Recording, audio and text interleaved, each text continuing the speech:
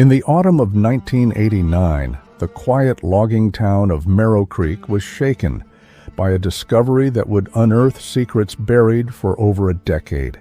A silver bracelet belonging to a child who vanished without a trace during a school field trip was found impossibly embedded inside an ancient oak tree, growing within the living wood as if the forest itself had been protecting evidence of an unspeakable truth. For 12 years, her parents had lived in the purgatory of not knowing, clinging to fading hope, while their community slowly forgot. But nature never forgets. And as investigators would soon discover, this small piece of silver jewelry would lead them to the most disturbing revelation of their careers, revealing that someone in this tight-knit community had been harboring a monstrous secret all along. Ronald Miller stood sweating in the early morning light, his axe frozen mid-swing. Something had caught his eye, a metallic glint where no metal should be.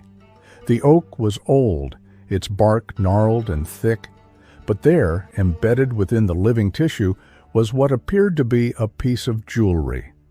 His calloused fingers trembled as he carefully pried it loose. The bracelet was small, child-sized, its silver tarnished but unmistakable.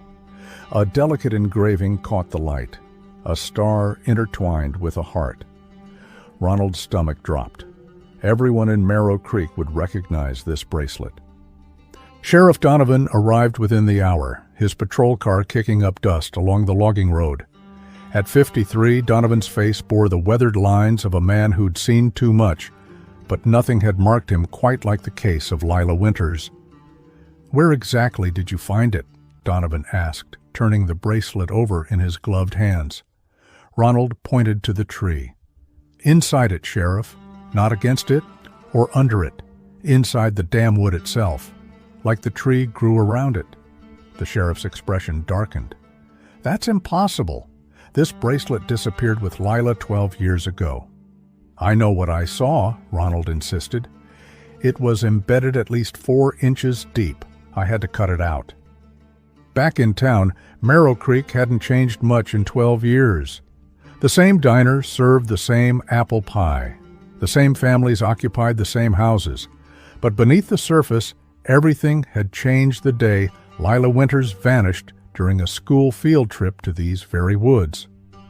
Donovan drove slowly down Maple Street, past the elementary school where cheerful murals now included a small memorial corner for a girl with bright eyes and a gap-toothed smile. He pulled into the driveway of a modest 2-story house. The garden, once vibrant with flowers, now lay neglected. The sheriff took a deep breath before knocking. Donna Winters opened the door, a ghost of the woman she'd once been. At 46, her hair had gone completely gray, her once vibrant eyes now perpetually rimmed with red. Behind her, in the dim light of the living room, Robert Winters sat amid stacks of papers, police reports, newspaper clippings, maps, the evidence of a 12-year obsession. "We found something, Donna," Donovan said gently. Her hand flew to her mouth. "Is it?" "No, not her. But this?" He held out an evidence bag containing the bracelet. Donna's legs gave way. Robert was there in an instant, catching his wife as she sank to the floor, her eyes fixed on the small piece of silver. "That's impossible," Robert whispered, echoing the sheriff's earlier words. "She was wearing it that day. We never found it." "It was inside a tree," Donovan explained, "embedded in the living wood." Donna reached for the bag with trembling fingers. "May I?" Donovan hesitated, then nodded. "Technically, it's evidence, but..." As Donna held the bag, tears streaming down her face, she was transported back to the last morning she saw her daughter alive.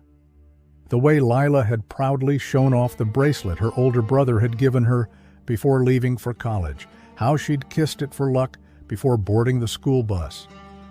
"Where?" Robert asked, his voice suddenly hard. "Where exactly was it found?" "The old oak at the North Ridge Trail." Robert's eyes widened. "The same area where—" "Yes," Donovan confirmed, "the exact spot where she was last seen." If you enjoy fictional mysteries like this one, please hit the like and subscribe button. Also, feel free to let us know where you're watching from in the comment section. October 15th, 1977, had dawned crisp and golden, the forest ablaze with autumn colors. For the third graders of Merrow Creek Elementary, the annual field trip to the Forest Preserve was a highlight of the year, a day of supervised freedom among the changing leaves. 9-year-old Lila Winters had woken before her alarm that morning, too excited to sleep. Her backpack had been packed for days, a peanut butter sandwich, apple juice, a disposable camera her father had bought her, and her treasured field guide to local birds. "Mom, have you seen my bracelet?" Lila had called out, her voice carrying through the small house. Donna found it on the bathroom counter. "Right where you left it, sweetheart." The silver bracelet glinted as Lila slipped it onto her wrist, a gift from her brother Thomas before he'd left for college 2 months earlier. "Never forget you're my star," he'd told her, pointing to the engraving.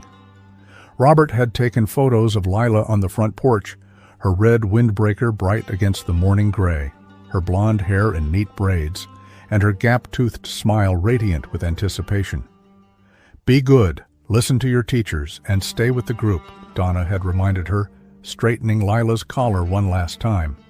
"I will," Lila had promised, hugging her mother tight. "I'm going to find a red-tailed hawk today. Thomas says they're everywhere in the woods if you know where to look." That was the last normal moment the Winters family would ever have. The yellow school bus had rumbled down Maple Street at 8:15 a.m., collecting excited children along the route. Mrs. Davidson, the third-grade teacher, checked her clipboard as each child boarded. 24 students, along with 3 parent volunteers and the bus driver, had made the 15-minute drive to the Forest Preserve. The preserve was vast, over 2,000 acres of protected woodland. The school had visited the same trail system for years, a well-marked path that looped through diverse habitats, meadows, pine groves, and deciduous forest. "Remember to stay with your assigned buddy," Mrs. Davidson had instructed as the children tumbled off the bus. "And always keep an adult in sight."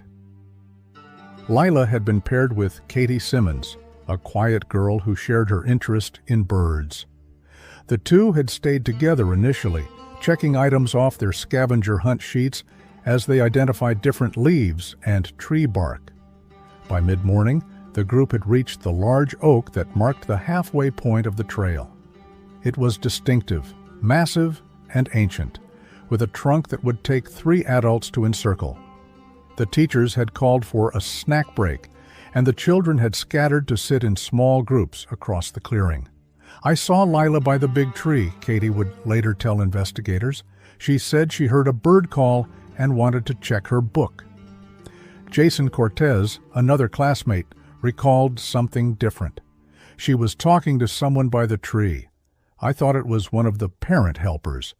Mrs. Davidson had blown her whistle at 11:30 a.m., signaling it was time to continue. The children had gathered their belongings, rejoined their buddies, and continued along the trail. No one realized Lila was missing until they reached the end of the trail at 12:45 p.m. Mrs. Davidson, methodically counting heads as the children boarded the bus for lunch, came up one short. "Where's Lila?" she'd asked Katie. The girl had looked around, confused. "I thought she was with Mr. Peters." Mr. Peters, one of the parent volunteers, had been walking at the back of the group. "I haven't seen her since the oak tree," he'd said, a note of alarm entering his voice. What followed was chaos contained by adult desperation to appear calm. Mrs. Davidson had sent the other parents and children to the bus, while she and Mr. Peters retraced their steps, calling Lila's name with increasing urgency. Park rangers joined the search within 30 minutes. By the time Donna and Robert arrived, white-faced and terrified, a grid search was already underway. The bus had returned to school with the other children, the field trip transformed into a nightmare that would haunt them all. She wouldn't just wander off, Donna had insisted, her voice breaking. She promised to stay with the group. Robert had immediately joined a search party while Donna remained at the ranger station, answering questions about what Lila had been wearing, any medical conditions, her personality. "She's cautious by nature," Donna had explained, "observant, but not reckless. She loves birds, wanted to be an ornithologist like her grandfather." As daylight waned, more searchers arrived. Police officers, volunteers from town, even a helicopter with thermal imaging. They found nothing. No footprints leading away from the trail, no discarded items from her backpack, no Lila. The search continued through the night, the woods eerily illuminated by flashlights and emergency floodlights. By morning, hope had begun to curdle into dread. "The dog's lost her scent at the oak tree," a state police officer informed Sheriff Donovan. "It's like she just vanished." 3 days later, with the search expanded to cover 5 miles in every direction, the FBI had arrived. They brought more resources, more expertise, and more theories. Abduction, accidental injury, even the possibility that Lila had been taken by someone she knew. They interviewed everyone, the teachers, the parent volunteers, the other children, the bus driver. Inconsistencies emerged in the timeline. No one could precisely account for when they'd last seen Lila. Some remembered her at the oak tree, others thought they'd seen her further along the trail. "There was a man," one of the younger children told investigators, "a tall man with a hat. He was watching us from the trees." This led to a theory about a drifter, possibly camping illegally in the preserve. But extensive searches revealed no encampments, no evidence of anyone living rough in the woods. Then there was Mrs. Davidson's strange behavior. The normally composed teacher had become increasingly agitated during questioning, contradicting her earlier statements about when she'd last seen Lila. "I'm just confused," she'd insisted. "It was chaotic, with so many children running around." But some noticed her hands trembling, the way her eyes darted nervously during interviews. When asked about her relationship with Lila, she'd become defensive. "She was just like any other student," Mrs. Davidson had said, "bright but quiet. I didn't pay her any special attention." Yet Lila's school records showed something different. Glowing comments from Mrs. Davidson, special recognition for her work. There seemed to be a connection that the teacher was now denying. As weeks turned to months, the search was gradually scaled back. The FBI withdrew. The case remained open, but active investigation dwindled. For the Winters family, life had fractured into before and after, a bottomless chasm of grief and unanswered questions. What do you think happened to Lila in those woods? Share your theories below. The first year after Lila's disappearance, Merrow Creek became a town defined by absence. Yellow ribbons adorned trees and lampposts. Posters with Lila's smiling face gazed out from shop windows and community bulletin boards. The elementary school left her desk empty, a small vase of fresh flowers placed there each Monday morning. Sheriff Donovan, then a younger man of 41, had made Lila's case his personal mission. His office wall displayed a detailed map of the forest preserve with colored pins marking search areas, potential sightings, and points of interest. Red string connected theories and possibilities, a physical manifestation of the connections he couldn't quite make. "Something's not adding up," he'd told his deputy one night, both of them bleary-eyed from reviewing statements.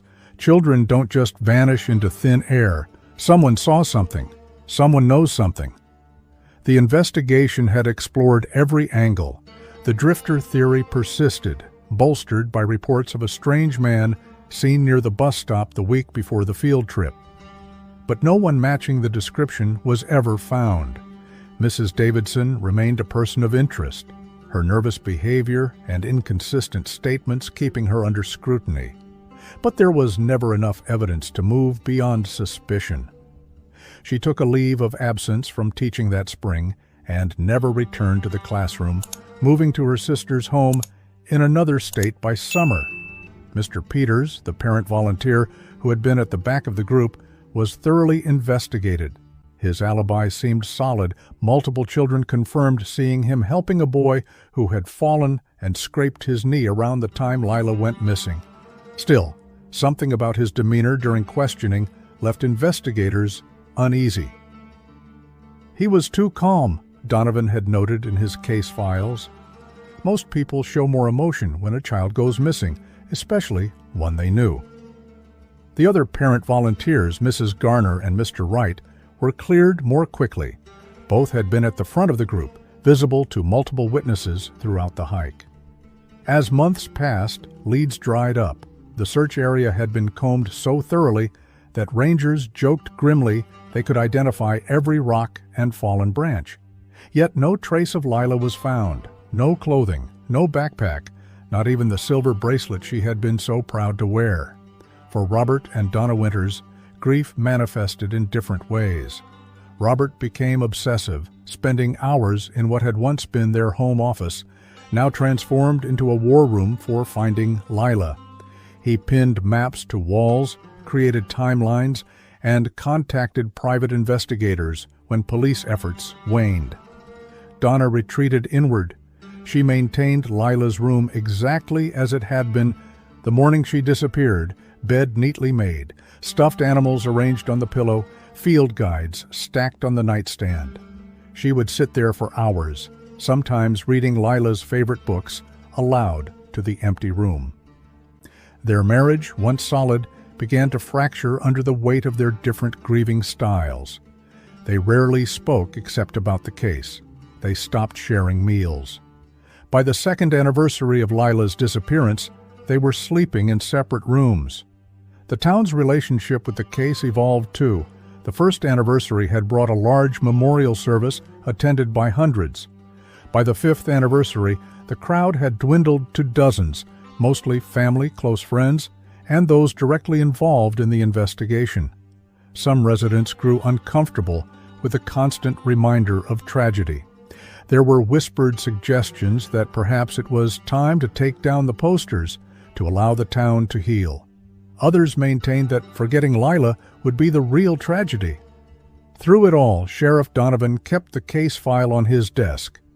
He re-interviewed witnesses annually, hoping that time might loosen lips or jog memories. He particularly focused on the children who had been on the field trip, now growing into teenagers.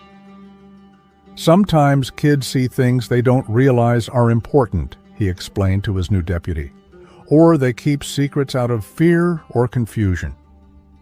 Jason Cortez, the boy who had mentioned seeing Lila talking to someone, became a person of particular interest as he matured. His recollection seemed to shift slightly with each interview. Sometimes he thought the person with Lila had been tall, other times not. Sometimes he remembered them holding Lila's arm, other times just standing near her. "I was just a kid," he'd say defensively when pressed about the inconsistencies. It was a long time ago.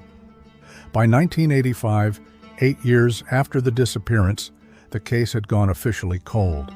The FBI had long since classified it as a probable abduction with deceased outcome, though they had no body or crime scene to support this. Local police maintained the file as open but inactive. Robert Winters, however, refused to accept defeat. Every October, he organized a volunteer search of the forest preserve, focusing on areas that might have been overlooked or insufficiently searched. Every Christmas, he and Donna sent updated age progression photos of Lila to law enforcement agencies across the country. The oak tree where Lila was last seen became an unofficial memorial. Children returning from field trips would leave small tokens, polished stones, pinwheels, occasionally a toy bird in recognition of Lila's passion. The tradition continued even as the children who started it moved on to middle school, then high school. Donna would visit the tree on Lila's birthday each year, sitting quietly at its base for hours. She claimed she could feel her daughter's presence there, a sentiment that brought her comfort, but worried those close to her. "I'm not crazy," she told her sister after one such visit. "I know she's not there." But something happened at that tree, something important. As the decade mark approached, Even Robert's determination began to flag. The annual searches attracted fewer volunteers. The age progression photos seemed increasingly like shots in the dark. The Winters marriage, hanging by a thread for years, finally snapped. Robert moved into an apartment above the hardware store but continued his investigation from there. Sheriff Donovan, approaching retirement, trained his replacement with a heavy heart, knowing he would leave his most significant case unsolved. He had one last theory, that perhaps Lila's remains were in the forest after all, but in a location so remote or well-concealed that the searches had missed it. He authorized one final comprehensive search using the latest techniques and technology available in the late 1980s. Teams with ground-penetrating radar surveyed areas near the trail. Cadaver dogs with advanced training were brought in. Computer models analyzed terrain and weather patterns from the day of disappearance to identify possible areas where a child might have wandered. Still, nothing. Until Ronald Miller's axe struck silver in the heart of an oak tree. For 12 years, the residents of Merrow Creek existed in a state of suspended animation. The town itself seemed frozen in time, reluctant to move forward, while the mystery of Lila Winters remained unresolved. The Winters home on Maple Street became a monument to stasis. Donna, once the vibrant center of their family life, moved through her days like a sleepwalker. She continued working as a nurse at the local clinic, her colleagues marveling at her ability to care for others while her own heart lay in pieces. But they didn't see her at home, sitting in Lila's room until dawn, staring at photographs as if they might suddenly animate and reveal what happened that October day. "I keep thinking I'll forget what she looks like," Donna confessed to her sister one Christmas. Her real face, not the age progression pictures, the way her eyes crinkled when she laughed, the little scar on her chin from falling off her bike. Robert's obsession took a different form. While Donna preserved, Robert investigated. Their home office became his command center, walls covered with maps, timelines, and photographs. He developed a network of contacts, private investigators, retired FBI agents, even a psychic from 3 states over whom he consulted despite his previous skepticism. "Robert hasn't slept in the bedroom in months," Donna told her therapist in 1981. "He falls asleep at his desk most nights. When I wake him, he's angry, says I've interrupted his thought process. It's like he blames me for distracting him from finding her." Their separation in 1987 surprised no one. What had once been love had calcified into shared grief, then hardened further into resentment. Robert moved out, but the divorce papers remained unsigned, as if finalizing that paperwork would somehow be admitting that Lila was never coming home. The town changed around them. The elementary school was renovated.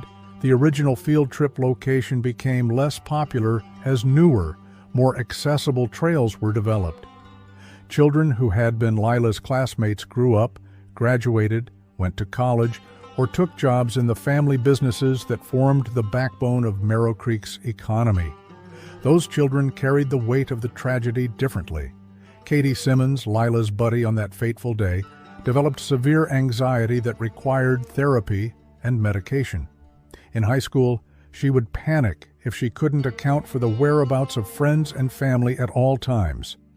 "It should have been me," she confided to her diary. "I was supposed to stay with her. I was her buddy."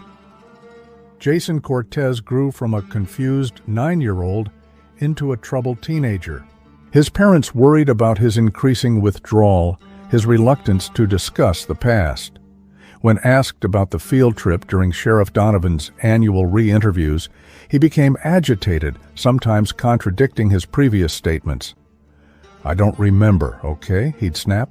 "Why can't everyone just forget about it?" The annual vigil at the oak tree became a town ritual that marked the passing of time. Each year the crowd grew smaller, the speeches shorter, the hope more tenuous. Only Donna and Robert remained constants, standing apart from each other, but united in their refusal to forget. Mrs. Davidson, the teacher who had led the field trip, moved to Oregon and changed her name, but Sheriff Donovan maintained contact. Her annual phone interviews grew increasingly brief, her voice tight with what might have been fear or guilt, or simply the weariness of being forever associated with tragedy. "I did everything right," she insisted during their 10th anniversary call. "I followed all the protocols. I counted heads. I assigned buddies. It wasn't my fault." Mr. Peters, the parent volunteer who had been at the back of the group, remained in town but withdrew from community life. His own children grew up under the shadow of subtle suspicion, their father's association with the case making them outcasts in the small-town hierarchy. He drank heavily, lost his job at the lumber mill, and was arrested twice for disorderly conduct, incidents that reinforced whispered theories about his possible involvement. Sheriff Donovan aged alongside the case, the unsolved mystery etching lines into his face and silver into his hair. Young deputies who joined the force knew better than to touch the Winters file without permission. It was Donovan's cross to bear, his professional wound that would not heal. The forest preserve itself became a place of superstition. School field trips were rerouted to other locations. Teenagers dared each other to spend the night near the oak tree, claiming to hear whispers or childish laughter in the darkness. Parents warned children not to stray from marked paths, not to talk to strangers, not to become another Lila. Through it all, the oak tree continued its slow, patient growth, each year adding another ring to its heartwood, each season spreading its branches a little wider, its roots reaching a little deeper. Unknown to all, it held within its living tissue a small piece of silver, a secret preserved in amber light and growing wood. Until the autumn of 1989, when Ronald Miller's axe revealed what the tree had been protecting all along. The conference room at the Merrow Creek Sheriff's Department had never been so crowded. Sheriff Donovan stood at the head of the table, the recovered bracelet now sealed in an evidence container at the center of attention. Around him sat his deputies, 2 state police officers, a forensic expert from the crime lab in the city, and, at Donovan's insistence, Robert and Donna Winters. "Dr. Lawson, could you explain what you found?" Donovan asked, nodding to the forensics expert. Catherine Lawson, a woman in her 50s with steel-rimmed glasses and methodical speech, pulled out several enlarged photographs showing the bracelet as it had been found. The bracelet was embedded approximately 4 inches into the heartwood of the tree, she began. "Based on the growth pattern of the oak and how the wood formed around the metal, I can say with reasonable certainty that it's been there for approximately 11 to 12 years. Robert leaned forward. "So, right after Lila disappeared?" "Yes. Trees grow by adding new layers of wood each year. The bracelet wasn't pushed into existing wood. That would be physically impossible. It had to have been placed against or within the tree when it was much younger, and the tree grew around it over time." Donna's voice trembled. "Was there? Did you find anything else? Any indication of what happened to her?" Dr. Lawson hesitated. "We found trace material embedded with the bracelet, fibers consistent with the red windbreaker Lila was reported to be wearing, and there are what appear to be small bloodstains on the clasp." The room fell silent. Donna closed her eyes, tears slipping down her cheeks. Robert reached across the table, taking her hand for the first time in years.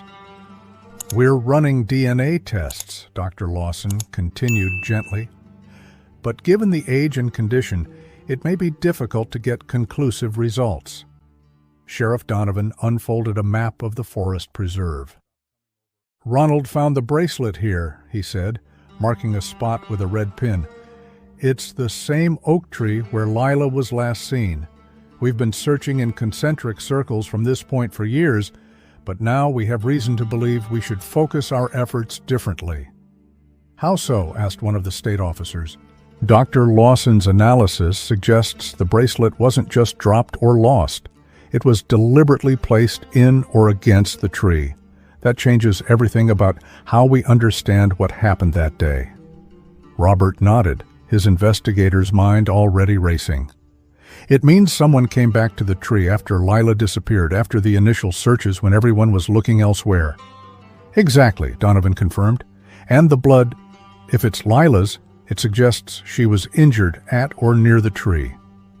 "Or it could be someone else's blood," Robert pointed out, "someone who was cut during a struggle with her." The implications hung heavy in the air. After 12 years of speculation about drifters and random abductions, they were now looking at evidence suggesting something more deliberate, more local, and possibly more disturbing. Donovan outlined his plan for the renewed investigation, another search of the area immediately surrounding the oak tree, focusing on the root system and soil. Re-interviews with everyone connected to the case, particularly those who had been on the field trip, and a careful examination of the original investigation files for anything that might have been overlooked. "We should get the FBI back in," Robert insisted. "They have resources we don't." "I've already called them," Donovan assured him. "They're sending an agent from their cold case unit tomorrow." As the meeting concluded, Donna asked if she could see the tree where the bracelet was found. Despite initial reluctance from the forensic team, Donovan agreed to take her and Robert the following morning. The forest preserve had changed little in 12 years. The same trails wound through the woods, the same signs marked points of interest. But for Donna and Robert, walking these paths again was like stepping back in time. Every bend in the trail, every clearing brought fresh waves of memory and grief. The oak tree stood as it always had, ancient and imposing. Yellow police tape now circled its massive trunk, and 2 deputies stood guard over what had become an active crime scene. The area where Ronald had found the bracelet was clearly visible, a fresh wound in the bark where his axe had struck, revealing lighter wood beneath. Donna approached slowly, her hand outstretched as if to touch the tree, stopping just short of the police tape. "She was here," she whispered. "All this time we've been coming to this tree for the vigils, and part of her was here, inside it." Robert stood back, his eyes scanning the surrounding area with the practiced gaze of someone who had spent years searching these woods. "If the bracelet was here, what else might be nearby? What else have we missed?" The investigation moved quickly after that. Ground-penetrating radar revealed anomalies in the soil around the tree's root system. Cadaver dogs, brought in from a specialized K9 unit, showed interest in a specific area about 15 feet from the tree. As the excavation began, the town of Marrow Creek held its collective breath. News of the bracelet's discovery had spread rapidly, reopening old wounds and reigniting dormant suspicions. The diner buzzed with theories. The local newspaper ran a front-page story featuring a photograph of Lila alongside an image of the recovered bracelet. Ronald Miller found himself suddenly at the center of attention, his discovery making him both a hero and a target. Some praised him for finally providing a breakthrough in the case. Others, particularly those who had long wanted the town to move on from the tragedy, resented him for stirring up the past. "I've been getting calls," he told Sheriff Donovan 2 days after his discovery. "Someone called last night, told me I should have left well enough alone, that some things are better left buried." Donovan frowned. "Did you recognize the voice?" "No, they were whispering. But they knew things, details about where exactly I found the bracelet that weren't in the newspaper." Meanwhile, forensic analysis of the bracelet yielded surprising results. The blood was indeed human, but didn't match the DNA sample the Winters had provided from Lila's hairbrush. It belonged to someone else, someone who had bled onto the bracelet around the time it became embedded in the tree. "We're running it through available databases," Dr. Lawson informed Donovan. "But given the age of the sample and the limitations of our current technology, it's a long shot." The most promising development came from the renewed interviews. Jason Cortez, now 21, and working at his father's auto repair shop, finally broke down under questioning, admitting he had withheld crucial information for years. "I saw more than I said," he confessed, his hands shaking as he lit a cigarette. "I was just a kid. I was scared. And afterwards it just seemed too late to tell the truth." If you're captivated by this story, be sure to subscribe and leave a comment below telling us where you're watching from. Jason Cortez's revelation sent shockwaves through Merrow Creek. The quiet mechanic who had grown up under the shadow of Lila's disappearance now found himself thrust into the spotlight, his childhood memories suddenly critical to an investigation that had haunted the town for over a decade. "I saw her arguing with someone," Jason told Sheriff Donovan in a recorded interview, "not just talking like I said before. Arguing. She was trying to pull away." "Who was she arguing with, Jason?" Donovan pressed, leaning forward across the table. Jason's eyes dropped to his hands. "Mr. Peters, the parent volunteer." The accusation against David Peters, who had remained in Merrow Creek despite years of subtle ostracism, ignited a firestorm. Peters vehemently denied any involvement, pointing to the original investigation that had verified his alibi. He had been helping another child with a scraped knee when Lila disappeared. "This is a witch hunt," he told reporters gathered outside his modest home. "I've lived with suspicious looks for 12 years. I cooperated with every aspect of the investigation. I have nothing to hide." But Peters' protests were undermined by his own son, now 19, who came forward with disturbing recollections about his father's behavior in the days following the disappearance. "He burned clothes in our backyard," Michael Peters told investigators, "late at night when he thought everyone was asleep. I saw him from my bedroom window. He was different after that field trip, jumpy, angry, drinking more." The town divided along lines of loyalty and suspicion. Those who had known David Peters for decades couldn't reconcile the image of a kidnapper or worse with the man who had coached Little League and volunteered at the annual Christmas food drive. Others pointed to his history of volatility, his drinking problems, the fact that he had been one of the last people to see Lila alive. Meanwhile, the excavation around the oak tree continued methodically. 3 days after it began, in an area identified by both ground-penetrating radar and cadaver dogs, investigators made a discovery that confirmed their worst fears. A small, decayed backpack buried approximately 4 feet below the surface, its red fabric faded but recognizable. Inside were the decomposed remains of a child-sized lunch, a disposable camera with film too degraded to develop, and a field guide to local birds.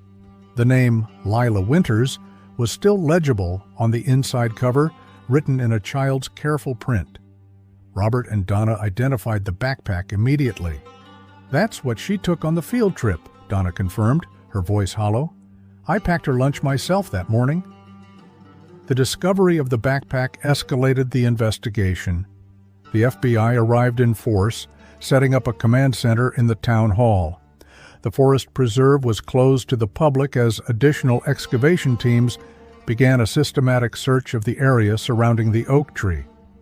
For the residents of Merrow Creek, the renewed investigation brought both hope for closure and fear of what might be revealed. Long-buried tensions resurfaced. Old alliances shifted. People who had been friends for decades suddenly viewed each other with suspicion, wondering what secrets their neighbors might have kept. Mrs. Davidson, the former teacher who had moved to Oregon years earlier, refused to return for questioning, speaking to investigators only through her attorney. Her continued reluctance to fully cooperate raised new questions about what she might know. "She's hiding something," Robert insisted to Sheriff Donovan. "She always has been." The annual memorial for Lila, held each October at the oak tree, became a flashpoint for town tensions that year. With the tree now the center of an active crime scene, the ceremony was relocated to the town square. What had once been a somber, unified expression of grief fractured into competing narratives. Some residents, primarily those who had known the Winters family well, wore buttons with Lila's picture and demanded justice.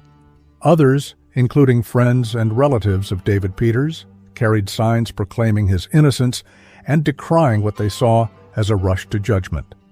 Robert and Donna stood apart from the factions, their shared grief temporarily bridging the gulf that had grown between them. For the first time in years, they presented a united front, asking only for truth, whatever it might be. "We've lived with not knowing for 12 years, Donna told a reporter from the local paper. "Whatever happened to our daughter, we need to know. We deserve to know." As tensions escalated, Sheriff Donovan found himself in the difficult position of maintaining order while pursuing justice. He increased patrols around David Peters' home after rocks were thrown through the windows. He assigned deputies to protect Ronald Miller when threatening notes appeared on his truck. "This case has opened old wounds," he acknowledged at a town meeting called to address the growing discord. "But we cannot allow fear and suspicion to tear this community apart. The investigation will follow the evidence wherever it leads." The evidence led to unexpected places. Forensic analysis of soil samples from around the backpack revealed traces of chemicals not normally found in forest soil, cleaning agents, specifically the industrial strength variety used by the elementary school's janitorial staff, and the DNA from the blood on the bracelet, while not a match for any known suspect, was determined to belong to a male. Furthermore, advanced testing indicated a possible familial relationship to someone whose DNA was already in the system. As pieces of the puzzle slowly came together, the residents of Marrow Creek were forced to confront an uncomfortable truth. The person responsible for Lila's disappearance had been among them all along, possibly someone they had grieved with, someone who had participated in searches and attended memorials, someone who had watched as a community was torn apart by a secret they had kept for 12 long years. The breakthrough came from an unexpected source. Claire Thompson, now in her 70s and retired from her position as school secretary, had been reviewing old photographs for the Marrow Creek Historical Society when something caught her eye. "I never thought it was important before," she told Sheriff Donovan, spreading a series of photos across his desk. "It was just the annual staff picture, taken the day before the field trip." The photographs showed the faculty and staff of Marrow Creek Elementary in October 1977. Mrs. Davidson stood in the front row, surrounded by other teachers. But it was the back row that caught Donovan's attention, specifically the school janitor, Frank Collins, standing slightly apart from the others. He was wearing a bracelet, Claire pointed out. "It caught the light in the photo. I remember thinking it was odd because men didn't really wear bracelets back then, especially not delicate silver ones." Donovan examined the image closely. The bracelet was partially visible on Collins's wrist, a thin silver band that could easily have been mistaken for a watch in casual observation. "Do you know where Collins is now?" he asked. Claire shook her head. "He left town about a year after Lila disappeared. Said he was moving to be closer to family in Michigan. No one really kept in touch." The connection seemed tenuous until they cross-referenced it with the DNA evidence. Frank Collins had no criminal record, but his son did, a minor drug offense 5 years earlier that had required a DNA sample. The familial match with the blood found on Lila's bracelet was confirmed within days. Finding Collins proved challenging. He had indeed moved to Michigan initially, but had relocated multiple times in the intervening years. The FBI tracked him to a small apartment in Arizona, where he had been living under the name Frank Carter for the past 3 years. When agents arrived to question him, Collins fled, leading to a brief chase that ended with his arrest at a bus station. His attempt to escape was seen by many as an admission of guilt, but the truth, as it emerged, was more complicated than anyone had imagined. Back in Marrow Creek, the investigation took another unexpected turn when Jason Cortez came forward with additional information, this time about Mrs. Davidson. "I saw her talking to Mr. Collins the morning of the field trip," he told investigators. "They were arguing in the hallway outside the classroom. She seemed really upset, kept saying something about keeping your promise and staying away. This new piece of information cast the teacher's nervous behavior during the original investigation in a different light. When confronted with Jason's statement, Mrs. Davidson finally agreed to return to Merrow Creek for a formal interview. She arrived looking much older than her 62 years, her once dark hair now completely gray, her hands constantly fidgeting with the strap of her purse as she sat across from Sheriff Donovan and the FBI agent assigned to the case. "I should have said something years ago," she began, her voice barely above a whisper. "But I was afraid. Frank said he would hurt my daughter if I ever told anyone what I knew." The story she told painted a disturbing picture. Frank Collins had been obsessed with Lila Winters for months before the field trip. Mrs. Davidson had noticed him watching the girl, finding excuses to be near her classroom, even collecting items she had discarded, a hair ribbon, a drawing left behind after art class. "I confronted him about it," she explained. "Told him I would report him if I saw any more inappropriate behavior. He promised to keep his distance. I thought that was the end of it." But on the morning of the field trip, she had seen Collins loading cleaning supplies into his truck, asking specifically which trail the class would be taking. "I should have connected the dots," she said, wiping tears from her eyes. "I should have realized he was planning something, but I never imagined he would actually take her." When Lila disappeared, Mrs. Davidson had immediately suspected Collins, but was too afraid to voice her suspicions. He had threatened her directly the day after the disappearance, making it clear that any accusation would result in harm to her own daughter. "I've lived with this guilt for 12 years, she concluded, wondering if I could have prevented it, if I should have been braver. With Mrs. Davidson's testimony and the DNA evidence, investigators had enough to charge Frank Collins with kidnapping, but the question of what had happened to Lila remained unanswered until Collins himself finally confessed, offering details in exchange for avoiding the death penalty. His confession, recorded over 2 days of interviews, revealed a tragedy both simpler and more devastating than the elaborate theories that had circulated for years. Collins had indeed been obsessed with Lila, watching her for months before the field trip. On the day of the disappearance, he had positioned himself along the trail, waiting until she separated briefly from her group at the oak tree. "I just wanted to talk to her," he claimed in his statement, "to give her a present. I had a little bird carving I'd made for her because I knew she liked birds." But when he approached Lila, she had recognized him from school and become immediately wary, refusing his gift and turning to rejoin her group. Collins had grabbed her arm to stop her. "She started to yell," he continued, his voice flat. "I panicked. I put my hand over her mouth just to quiet her. I didn't mean to hurt her, but she fought hard, scratched my arm. The bracelet got caught on my sleeve." In the struggle, Collins had accidentally suffocated Lila. Her death had been unplanned, the result of his attempt to silence her cries for help. "When I realized what I'd done, I didn't know what to do," he admitted. "I hid her backpack under some leaves and carried her deeper into the woods.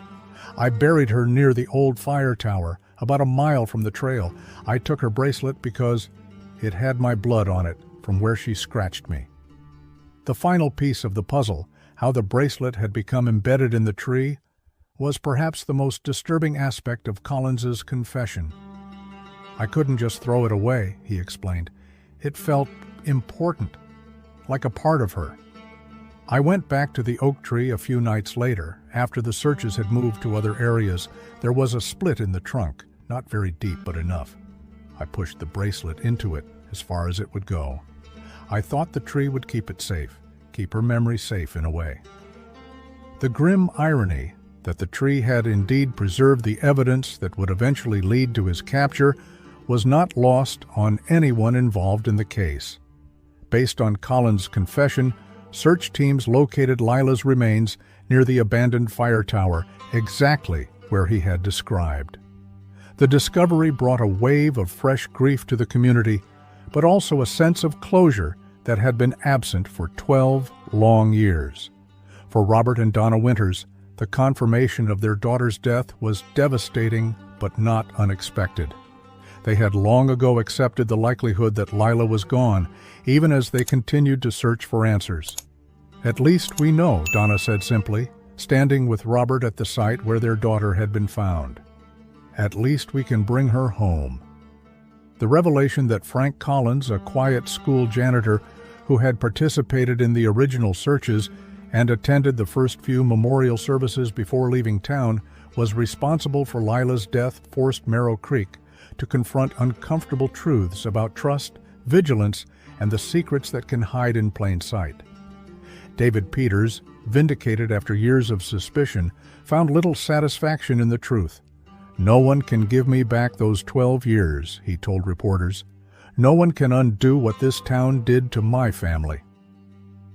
Mrs. Davidson resigned her teaching license and issued a public apology to the Winters family and the community, acknowledging her failure to report Collins's concerning behavior before the tragedy occurred. And Jason Cortez, whose partial truths and withheld information had complicated the investigation for years, faced his own reckoning with the past. "I was just a kid," he said during Collins's preliminary hearing. "I was scared of what people would think if they knew I saw something and didn't speak up right away. The longer I waited, the harder it got to tell the truth." As Frank Collins awaited trial, the town began the slow process of healing wounds, both old and new. The divisions that had formed during the renewed investigation didn't disappear overnight, but there was a shared sense of relief that the mystery had finally been solved. The bracelet, no longer needed as evidence, was returned to the Winters family. After 12 years embedded in living wood, it carried the marks of its journey, tarnished silver with traces of tree resin, the star and heart engraving still visible despite the passage of time. If this story has kept you entertained, hit the like button and subscribe to our channel for more mysteries. Frank Collins's trial began in the spring of 1990, drawing national media attention to the small town of Merrow Creek. The courthouse, a stately brick building that had presided over local justice for over a century, was surrounded daily by reporters and curious onlookers. Inside, the proceedings moved with methodical purpose. The prosecution presented a case built on Collins' confession, the DNA evidence from the bracelet, and testimony from witnesses who had observed his unusual interest in Lila before her disappearance. Mrs. Davidson took the stand early in the trial, her testimony crucial to establishing Collins' pattern of behavior. She described the interactions she had witnessed, her confrontation with him before the field trip, and her subsequent failure to come forward with her suspicions. "I will regret my silence until the day I die," she told the court, her voice breaking. "I was protecting my own child, but in doing so, I failed to protect Lila." Robert and Donna Winters attended every day of the trial, sitting stoically as the details of their daughter's final moments were dissected and analyzed. They had requested permission to wear small pins bearing Lila's photograph, a request the judge granted despite objections from the defense. Collins himself presented a disturbing figure in the courtroom. At 57, his once robust frame had grown gaunt during his months in custody. He sat impassively through most of the proceedings, showing emotion only when photographs of Lila were displayed or when details of his obsession with her were discussed. On the trial's 10th day, Collins took the stand in his own defense, a decision his lawyers had advised against. His testimony was rambling, alternating between expressions of remorse and attempts to minimize his culpability. "I loved her," he stated at one point, causing gasps in the courtroom. "Not like that, like a father, better than her real father. I would have taken care of her."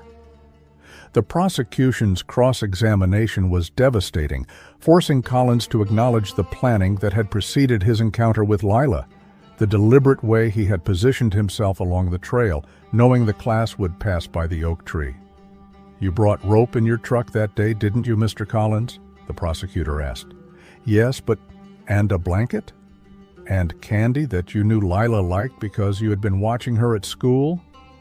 "I just wanted to talk to her," Collins insisted. "Things got out of hand." The most damning evidence came from Collins' own detailed confession about what had happened after Lila's death. He described returning to the scene multiple times in the days and weeks following the disappearance, observing the search parties from a distance, even participating in some of the volunteer efforts. "I wanted to make sure they weren't getting close," he admitted. "And I wanted to be part of it somehow, to know what was happening." His description of placing the bracelet in the oak tree, a gesture he characterized as sentimental rather than calculating, was particularly disturbing to many in the courtroom. The idea that he had created what amounted to a personal memorial to Lila while her parents suffered through years of uncertainty struck many as the ultimate perversion of grief. After 2 weeks of testimony, the jury deliberated for less than 6 hours before returning with a verdict: guilty of first-degree murder. Collins was sentenced to life imprisonment without the possibility of parole, the death penalty having been taken off the table in exchange for his confession and the recovery of Lila's remains. As he was led from the courtroom, Collins turned toward the Winters family.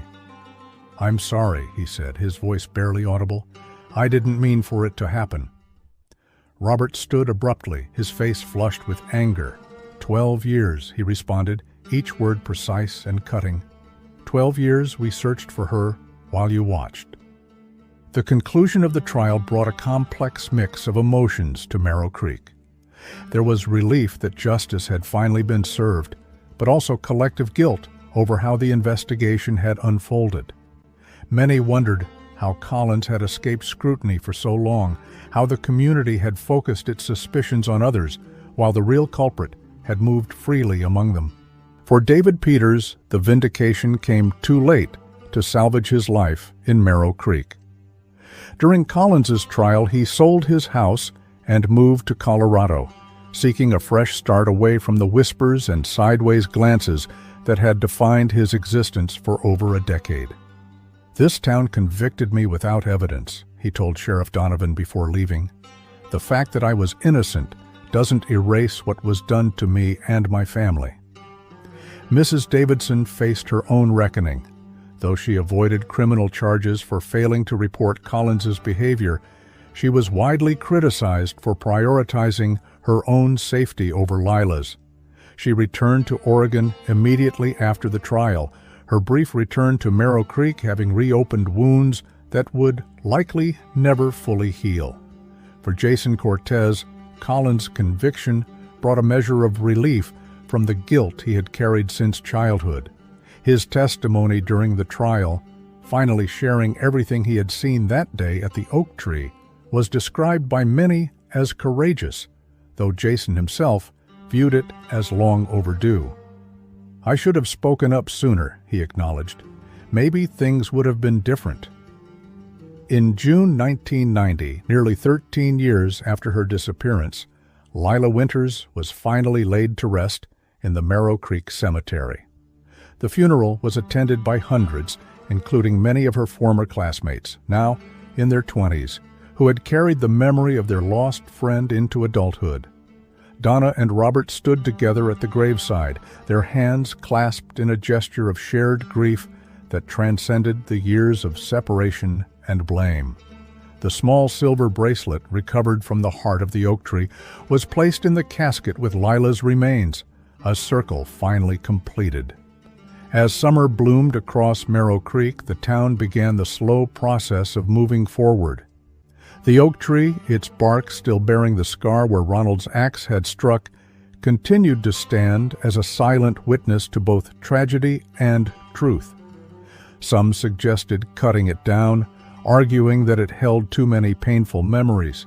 Others advocated for preserving it as a memorial. In the end, nature made the decision. During a severe thunderstorm in late August, lightning struck the ancient oak, splitting it down the middle. When workers came to clear the fallen sections, they discovered something remarkable at the tree's core, a perfect impression where the bracelet had been embedded, a void in the shape of a star entwined with a heart, preserved in the living wood like a memory that refused to fade. In the years that followed Frank Collins's conviction, Merrow Creek slowly reclaimed its identity from the shadow of tragedy. The forest preserve reopened, though the trail was rerouted away from the site where the lightning-struck oak had once stood. Children returned to play among the trees, their laughter a defiant counterpoint to the silence that had haunted those woods for so long. Robert and Donna Winters never reconciled fully, but they found a way to coexist in their shared grief and eventual healing. They established a foundation in Lila's name, providing resources for schools to implement stricter supervision and safety protocols for field trips. Each year, they awarded a scholarship to a graduating senior who demonstrated Lila's passion for nature and ornithology. Sheriff Donovan retired the year after the trial concluded, passing the badge to a younger officer with the advice that would define his legacy: never stop looking for the truth, even when it seems impossible to find. Ronald Miller, whose chance discovery had finally broken the case open, remained a quiet presence in town. He planted a new oak sapling near where the original tree had stood, a gesture of renewal that spoke to the resilience of both nature and community. The story of Lila Winters and her bracelet became part of local lore, a cautionary tale passed down through generations about the dangers that can hide in plain sight. But it was also a story about persistence, about how truth, like the silver bracelet in the heart of the oak, may be buried but never truly lost. Some secrets grow with us, becoming embedded in who we are. Others remain hidden in the wood and soil of ordinary places, waiting for the right moment to emerge into the light.